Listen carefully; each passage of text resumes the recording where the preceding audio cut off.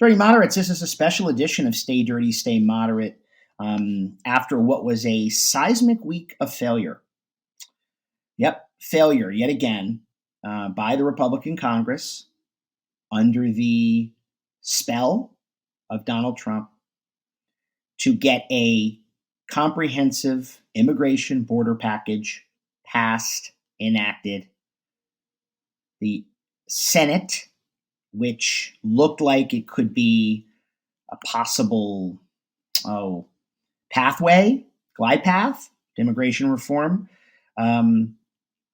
was not to be because the former president, Donald Trump, loomed so large over this debate that the only way, that they could even introduce the bill, the House, actually, to be clear, House Representative, Speaker Mike Johnson, who's starting to make Kevin McCarthy look good based on the number of failures he's had.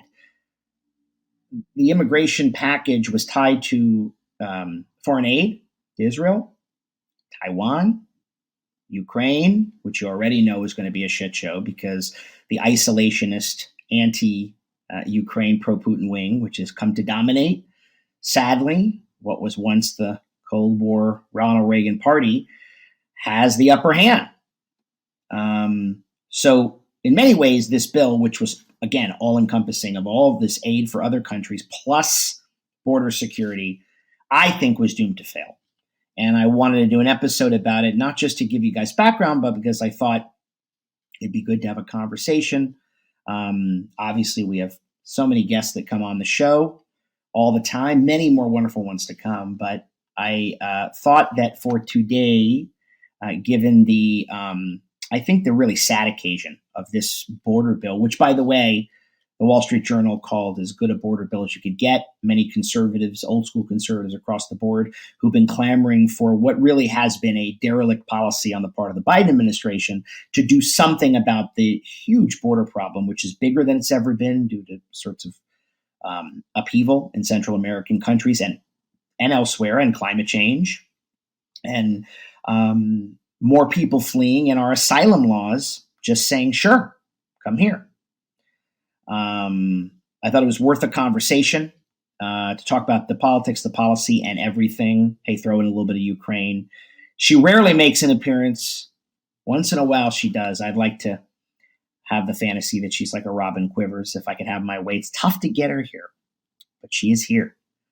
And so I am bringing on to talk with me and have a conversation. First, again, just a special Stay Dirty, Stay Moderate. We're not going to be here long, but we are going to get to the point. And Dawn Sorokin, better known as D, executive producer, makes an appearance despite her better judgment. So D, you and I are without dating ourselves, are of an age where, the immigration crisis has sort of been an ongoing problem. Okay. Because since Reagan really did the right thing at a different time of upheaval and a different time of mass migration, gave amnesty to a lot of people in 1986. Mm-hmm. Passing immigration has been a real problem. It's bedeviled both parties. George W. Bush tried because he was very beloved by the Latino community. He won re-election in 2004 by even carrying New Mexico and championing their cause as he had done in Texas, and really thought there'd be an opening for an overhaul. Fast forward, and they couldn't get one. And then fast forward to 2013, 2014, when Obama really thought there would be an opportunity because he had won a big re-election. He saw a pathway for DACA, for the Dreamers, who had overwhelmingly voted for him to sort of give them a pathway to citizenship, as well as overhaul the immigration system. He deported a lot of people too. He's pretty tough on that. A bipartisan group, John McCain, Lindsey Graham, then even Marco Rubio, Democrats like Chuck Schumer and Dick Durbin. People were still there. Michael Bennet of Colorado. They were all part of this. And there was a real opportunity in 2013, and that collapsed. That would have been about a 12 or 13-year pathway to citizenship. This bill, by the way, that just failed, didn't even have that. Didn't really provide for a real pathway. It was just a way to secure the border. So I don't know, you produce this show, you think about these things we talk about so much online. I think the majority of the country probably feels the way you do. I think everyone says, hey, let's get the legal immigration situation improved so that illegal immigration isn't as much of a problem. But one of the things I think I did in the Stay Dirty, Stay Moderate like 6 months ago, and it really upsets me because it's as cruel to the migrants as it is to our own process, to our own institutions, is our asylum laws incentivize them, because people want to get caught, believe it or not, even by Border Patrol, because the minute you set foot in this country, you can claim asylum. Even while who did the wet foot, dry foot? Was that Clinton? Yeah. That was Clinton. That was good reference. And actually Obama continued it too. But the minute people come here, asylum says you're here, and even though you're now here, you can't legally work here, but you can wait here maybe a year, maybe 7 years for your processing, for your paperwork, which then theoretically you could be deported, but then no one's going to say nobody. Most people don't get deported because many do, but many don't because they're here, they're in jobs, they built families, and then they have kids who are born here. Right. And those kids under the 14th Amendment have citizenship. And I think where I'm trying to go with this is that when you're talking about asylum, it was really an outgrowth of sort of Holocaust thinking that never again would we turn our backs on that level of cruelty, malice, wickedness, and we would welcome people in. Our immigration policy liberalized tremendously in 1965 under Lyndon Johnson. For those that don't know, between 1924 and 1965, until that legislation was called Hart-Celler, it was Emanuel Celler and Phil Hart, I believe, were the legislators in the 60s, long time ago. Immigration had a quota. They allowed Mexican workers in to work, but mainly it was restricted to Northern Europeans. Okay. And that's why that whole part of the 20th century got a lot whiter, because the late 19th century, early 20th century was, as you know, Jews, Italians, Slavs, Poles, all of that. And the country wasn't quite as Protestant anymore. So they put strict controls in the 20s, which was a very reactionary time. Fast forward to the 60s, where we liberalized a lot of our thinking. For a lot of years that worked. The country had grown tremendously in those 40 years, but it's nothing like it is now, 330 million people. And there are more people moving now. They're just on the move. More people are using political violence, which they're facing. Okay, in places like El Salvador, we're going to do a show. We're going to do a show with a Latina podcaster to talk about the new president of El Salvador, who was reelected, who calls himself a cool dictator. But you know what? He's an authoritarian, but El Salvador had been literally, ravaged by gang violence for the last 30 years. Now, we launched a counterinsurgency during the Cold War, which kind of fucked them up. But they've had no control of their gang population, some of whom used to come here. Some of them got deported and went back there, crazily enough. Right. And people that were living there couldn't leave their house. This guy has cleaned up the gangs and cleaned up But my point being is that everybody was like, oh, let's just go to America and claim asylum. That's our fallback. And that law has to change, I think, because it's forcing people into poverty. It's forcing people into like kind of weird forced vagrancy. It's forcing people into having nowhere to go. And yes, we love cheap labor in America, and that's why it's been allowed for so long. But at the same time, Bill Clinton told Hillary on her podcast, she has a podcast that she doesn't do very much, but when she's on, he said, look, the bottom line is there are many more people coming here than when I was president, meaning him, or than Bush or Obama. Biden has been tasked with a different challenge, even though, he originally said, I'm going to do everything different from Trump, and I'm going to get rid of Remain in Mexico, which is the policy which you had to be processed in Mexico. Ideally, everyone gets processed in their country of origin. That's challenging too, because a government has to cooperate. Who knows if Guatemala? But we have to do on our end. We have to really comprehensively think about how to do this humanely. We don't have to take kids away from parents, but we also shouldn't be having these programs where we let some kids in so that we can, protect them, but we don't let their parents in. We do that too. And it's like, well, what does that do? You know what I mean? Yes, you're not separating them from their parents. They're getting in. The parents sometimes don't make it. The parents send them sometimes. Kids, what does he do? I've seen a lot of, of people coming on these these tracks up through South America into Central America into Mexico, and the journeys are just like unbelievable. You can't believe that people even survive these scenarios to get here in the first place. So, I mean, as far as being processed in your country of origin, where's that happening? Is that happening anywhere in that corridor? Now, I'm not suggesting that all immigrants are coming from that direction, but seems to be where a lot of the focus is. The Remain in Mexico policy, which Trump had, and Trump put in, and then it worked, and then Biden took it away and then put it back, because we have such a close alliance with Mexico. Not that we, I mean, you know, a lot of things go unreported. I mean, Vice President Harris went to Guatemala and other Central American countries, actually had some very productive meetings. We are able, almost as a rule, to work a little bit closer with Mexico on this, because they're more, we just do, they're on our border.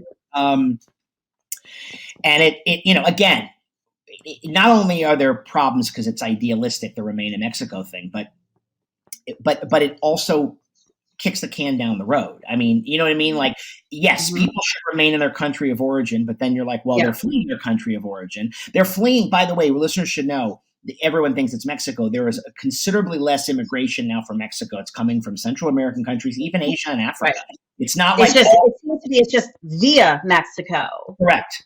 But then certain people in the political scene here seem to just want to demonize Mexico and Mexicans. Of course. But at the end of the day, they share a border with us, and there's a lot of shit going on down there that has nothing to do with them. And so I don't think I think it's unfair to just kind of demonize Mexico and Mexicans. Absolutely. I mean, listen, that's a great boogeyman for them. And, you know, listen, the latest bill that, as I said at the outset, to tie in, to say the border's a crisis, and I actually agree with that. I think that's become too much of a Fox News headline, but we've been overwhelmed by 7-8 million people coming in 3.5 years. I think we have a problem, but I think and the Democrats actually came to the table on this and toughened up to the point that, you know, Bernie voted not to advance it. They helped kill it too. Elizabeth Warren, Senator Padilla here in California thought it was too stringent because it doesn't really offer a pathway to citizenship for people. Right. But most of the party would have gone along with it. Now, had there been more Republican votes, it would have advanced. They've been screaming about this, but they would rather demonize it. What happened is the politics and the tenor of the far right changed. And as soon as the far right dominated, as soon as the far right came to dominate the center of the Republican Party, what became a hostility to illegal immigration, let's face it, became a hostility to immigration of any kind. Because part of the far right collapse, their addiction to Trump, the ballast, I guess you could say, they get from Trump is riding the wave of people who are completely in panic about the browning of America. And those people are the primary voters. So if you come out, if I'm sure under oath, you've got a lot of conservatives who appear crazier than they are, who know that this would help the border, but they've got to go answer to constituents who are going to say, why are you letting those people in? And when they say, no, we're not letting them in, we're processing them correctly, the people say, why are you letting them in? See what I mean? All right. This is a little bit off topic, but I know it's something that we're going to cover and it's related. Yeah. So our friend of the show, Mike Madrid, shared with us that Latino men are skewing towards Republican. Right. They're voting for Republicans. Why? If the Republicans are anti-Latino, seemingly, right? Somewhat, what you're saying. Why are Latino men then going and voting Republican? Like, it seems a weird kind of thing to be in concert together. I think this is what most people. I think what Madrid illuminates all the time is something that has happening. It's also happening with Black men to a lesser extent, but it is. Mm-hmm. There's a few things. Is that but let's stick to the Latino population is relevant to immigration. Yeah. Mm-hmm. The Latino vote.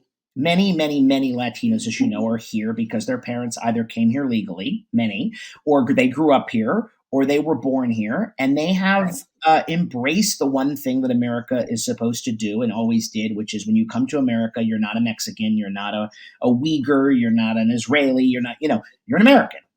If an American goes to Turkey, you're never really a Turk. You're an American in Turkey. Right. So they've embraced the sort of melting pot idea, which works very well, embracing American ideas and values. Many of them are small business owners, and they have felt the bite of economic pain because middle class, small business, 65% of jobs, and they're struggling with that as the prices have hit everybody hard, groceries, et cetera.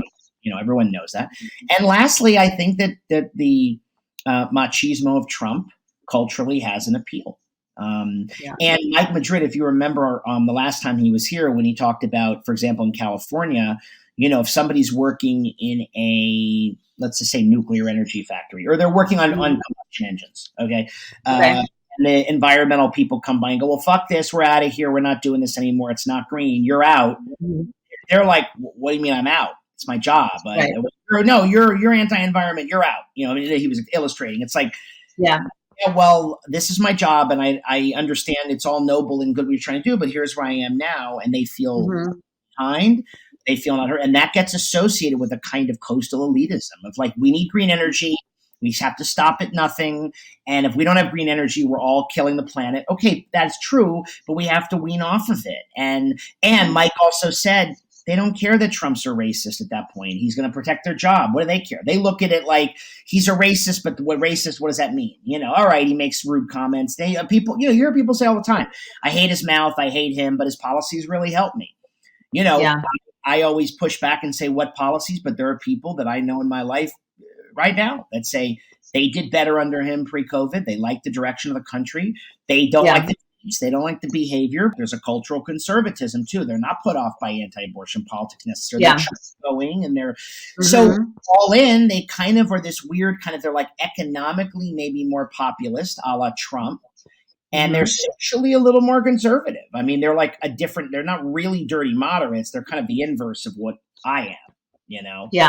Less libertarian, market based. Socially liberal. They're the reverse. They're, being put off by the excess of the trans activists. All that stuff plays in. And Trump taps into that kind of primal, I'm going to make you money. You can be you. We don't have to be woke. And also, they don't say like, yeah, I should be woke because I'm brown. They say I'm anti-woke because I'm American. And the last point I want to add is I think that it's electorally a problem for Democrats, especially white Democrats who tend to bank on identity as the governing reason. That's their projection of what people are going to do. People are more complicated. And that thread is, I think, the challenge that the Democrats are facing this year, which, you and I talk about offline a lot, but I've said on the show, and I think Madrid is always like, Democrats, you can hold on. You're going to lose some of the Latino vote, but you got to keep it at like, he said normally Democrats get like 65%. If they fall below 60%, they're in real trouble. And now I will say this, from a good faith argument, and Bernie's made this argument, too much illegal immigration does become competitive for wages of lower income white workers, and who, of course, there are many who are in the position where they can't be like, oh, I don't want to take that job. I'm better than that. I'm a superstar or something. They have to go to work, and low, immigrants will work for nothing, and that depresses wages, and that's an issue too. If you're an Appalachian guy, you may have no problem. I'm saying this is where it's complicated. You may not care. Yeah. You may have no problem competing, but if a whole group of people is lowering the collective wage security of your class, which is one of the factors. How much resistance is coming from the business community in this country to say that they're not willing to let go of their percentage of their lower income? It's the reason that the old Republican Party. Dirty little secret. Yeah. It's because the reason that the old Republican Party never clamped down, and Reagan did amnesty, and part of it was the right thing to do. I don't think it was all that, but they're the party they're much more the party of the working class now. They were the party of big business, and big business needed it. So it came every 4 years. Everybody could talk about it, rail against it, but at the end of the day, let it happen. That's how much the party's changed. It's no different than abortion, right? We've heard that from all our Republican friends or ex-Republican friends who were like, yeah, of course, we're pro-life. They're not overturning it. Well, the perfect storm came, and, Yeah. Trump did this horrible separation policy in immigration. He made it very hard for people. He damaged a lot of people's lives. He's hurt a lot of women. That kind of thing is like, well, sometimes these policies do play out. And if it doesn't affect you, it's easy to be like, yeah, what's the big deal? I mean, I'm asking this question because I don't really know the answer. I don't really know about from the Mexican perspective, but isn't this like a total nightmare for them with all of this influx of people? How many people have been coming up, like even just since the first of the year? Wouldn't you imagine that they too would want to get this under control?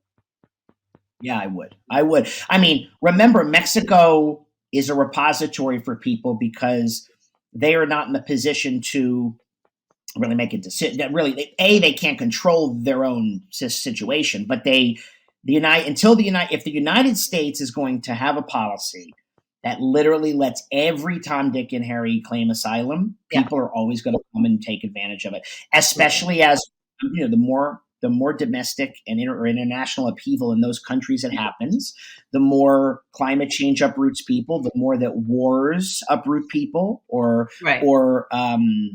violent counterinsurgencies and stuff. And as we move forward, until people know they can't, all of that, until we decide, until our Congress has to act. That's the other thing. The president can take executive authority. Biden has even said, well, maybe, it's like, yeah, Biden, you should take some executive action. But Congress controls the money. If money does not, the executive branch cannot allocate money under the Constitution. So Biden can put some certain laws into effect, but some of those are constitutionally challengeable too. Well, and this is also a great segue into the fact that, which you kind of touched on earlier, how the bill that just collapsed was attached to Taiwan and Ukraine and Israel. So the Republicans are responsible for that, correct? They wanted to put it in there like, if you want X, you need to, do B. And it all fell apart. The border and the immigration scenario is a nightmare on its own. Why are we throwing all these monkey wrenches into it? And I'm not suggesting that Ukraine and Taiwan and Israel don't need to be addressed, but why would you put like the biggest hotcakes in the on the scene in one box? Of course, it's going to fall apart. Well, the Ukraine specifically, overwhelmingly Congress. Israel was put in because they were trying to get them more aid. Okay. Clearly, aid to Israel will pass. Taiwan, no one really knows what China's going to do, but so there is a lot more consensus on that. Right. As you know, Ukraine, because of the Putin situation, because of Trump, that, Putin grabbing control of the Baltics and Eastern Europe still remains a huge world threat. And from what I understand, the Ukraine situation is kind of tipping a little bit right now. They're at the point where, they're becoming very vulnerable. And if they don't, if we or whatever entity doesn't kind of swoop in and support them, it could definitely go the wrong way, what we would consider the wrong way. That's right. Okay. And but so why Ukraine? And they were all thrown in there. But the issue was the Democrats wanted Ukraine largely. Right. Republicans wanted a border bill. The Democrats said we cannot abandon Ukraine. We will actually. The Democrats, in good faith, said we will make a deal. To their credit, they are often, though I beat up on them a lot, they are often, despite their own dysfunction, the more noble party in the sense of like, they're nicer. They're like, okay, we'll give you it should be, my issue is I wish that they didn't have to be backed into, they should say, hey, the border policy affects everybody, but they have their own base, Sure. But they said, we'll give you border security if you give us money for Ukraine. It was close to not advancing, and the Democrats couldn't hold some of their own. That's why I said they lost 6 votes on the right side because of that. Bernie also didn't want to give any more money to Israel. Again, your question is right.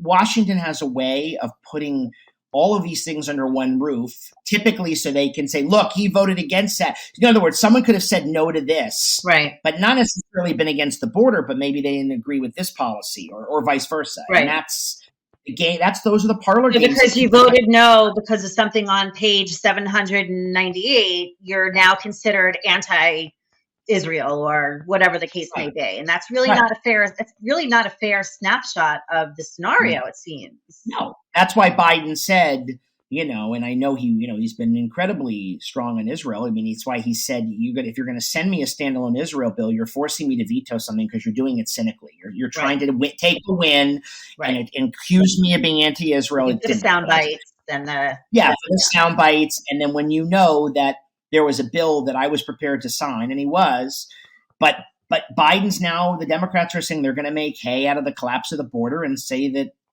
Trump killed it and use it against Trump, but Trump did not want the Republican Party taking away a signature, maybe the signature issue, right? If you think about it, the immigration issue.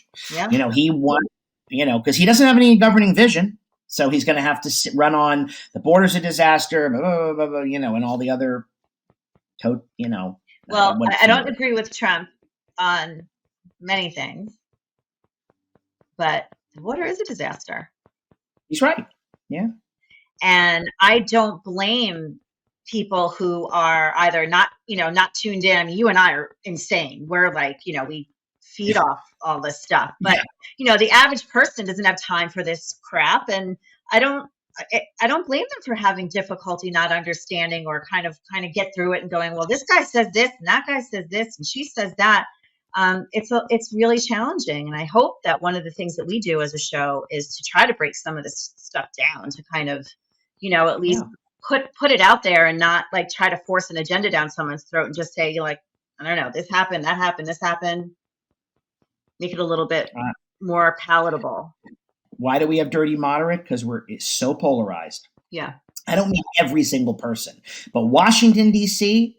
is horribly polarized. Yeah. And toxic, and it's a power play. And because, don't forget this too, before we go, primaries now matter more than general elections. So I think it's something like of 435 House members up this year. There's like 30 competitive seats. Can you imagine that? Yeah. So not even 10% of seats are up. The rest of them are, you're running to the primary, you're running to the crazies. Yep. Hey, Dems, you have the same problem. If you're running a lefty and in a big city, yeah, I mean, there might be some nuance, to be fair. And this has to be said, too. There are red state Republicans with nuance. But a lot of these people are going to be tethered to, you better defund the police, you better keep the border open, whatever the extremes are so loud. And the American people are going, no, we need police, but we need to do better. No, we need immigrants, but we can't have an open border. And that's where those of us in the middle feel really helpless, I think, and very frustrated. So hence... Dirty Moderate, produced by Dawn D. Sorokin. Right? Saving democracy, one episode at a time. I want to promote our next drop, though, while we have a chance. Oh, yes, absolutely. Good one. So the Democrats, as you all know, you'll hear it, have a communication problem for those that have not been following politics for the last 30 years. And there is a very vibrant, intelligent, passionate communicator. He came from the Hillary Clinton world as a one on her digital team, and now he's the press secretary for Dream for America. His name is Kaivan Shroff. He's pretty ubiquitous on TV as well, on social media. Kaivan is part of the same organization as William He, the amazing 16-year-old kid who we interviewed, who runs this basically Gen Z / progressive / democratic, big D democratic organization working to get the president reelected, and also really, really importantly, I think, try to, in their own way, though they have a partisan bent, to be fair, they know how to communicate. And Kaivan does it very well, very clearly. And I've told him personally that he needs to be the person who should be doing this, carrying the torch. So I think you guys are in for a treat with him. I know those among our listeners who lean Democratic or who are frustrated at how are we going to cut through the thicket of all of this nonsense. I think Kaivan is a very, very good, his own port in a horrible storm there, So, and they're inspiring youth. I mean, the Dream for America group is really looking to go out into the communities and really just inspire young people to become civically minded and to prepare to be responsible citizens and voters. And I think that's something we could all I think everybody should engage in their civic duty, for sure. Yeah, Dream for America. If you don't know them, look them up, because we've had William, we said young, fabulous founder on the show, but Kai von Schroff is their press secretary. They're lucky to have him. His episode drops Monday, right? Monday morning for drive time on the East Coast. So for all you guys out there who are freezing and warming your cars up and getting ready to go to work on Monday morning, you can listen to Adam and Kai von talk about Dream for America. Awesome. All right. Well, Dee, we'd get you once in a while as a treat when you Robin Quivers it. I think everybody, you leave everybody happy. So thank you. If I can pull you back here in the next 5 years, I'd be lucky. It's always fun. All right. Well, thank you. All right, folks. In the meantime, stay dirty, stay moderate, and stay safe.